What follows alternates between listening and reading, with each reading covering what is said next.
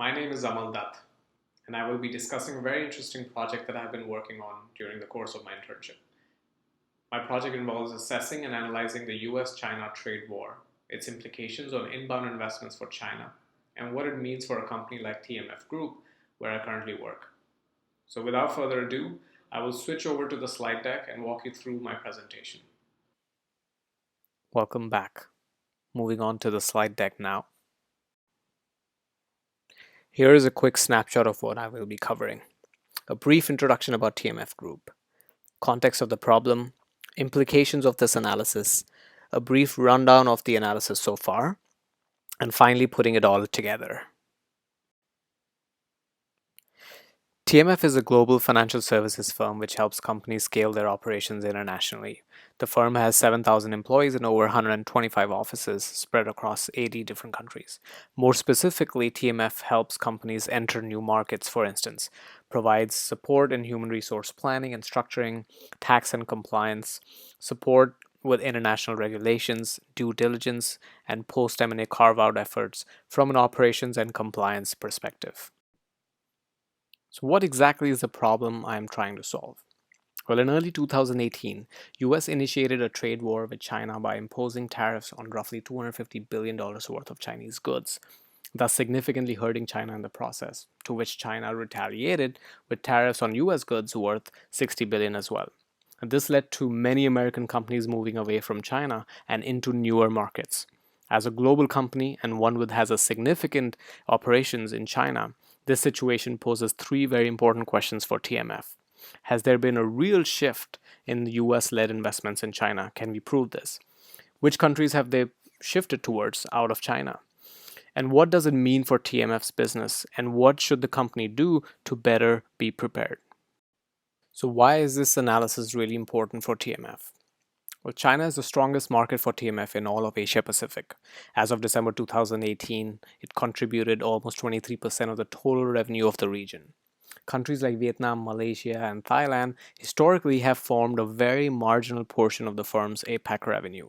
So a key takeaway from this slide is that China is essentially very crucial for TMF, and major shifts of businesses away from China could be very detrimental for the firm.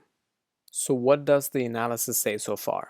Well, according to a recent report by the American Chambers of Commerce in South China, close to 70% of American companies reported to either delaying subsequent investments in the country, canceling them, or considering pulling out of China altogether.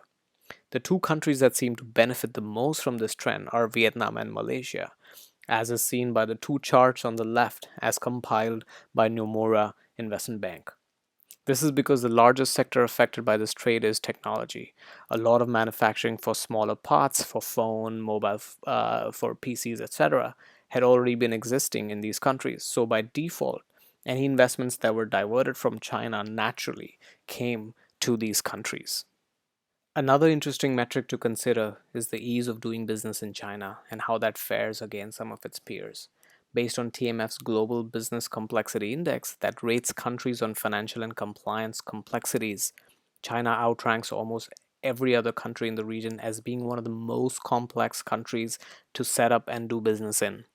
China is way behind some of the other developing countries in Asia, such as Vietnam, Malaysia, India, and surprisingly Thailand, which actually is ranked much better than the UK and US by comparison.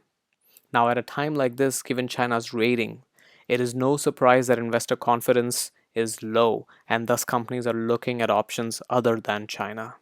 So, what does it all mean for TMF? Well, even though this analysis is far from complete, and it probably involves a lot more analyzing of raw data to either support or refute these claims, it sort of begins to paint a picture.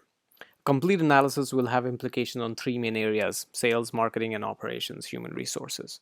Sales, because the firm's entire sales strategy for the region hinges on China, as we saw earlier. So any shift here means modifying the entire strategy for the region.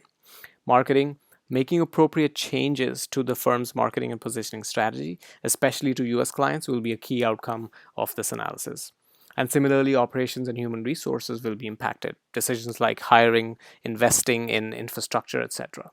So what recommendations can we draw from this analysis is what I'm aiming to achieve from this study. Well, thank you so much for your time. I hope you really enjoyed this.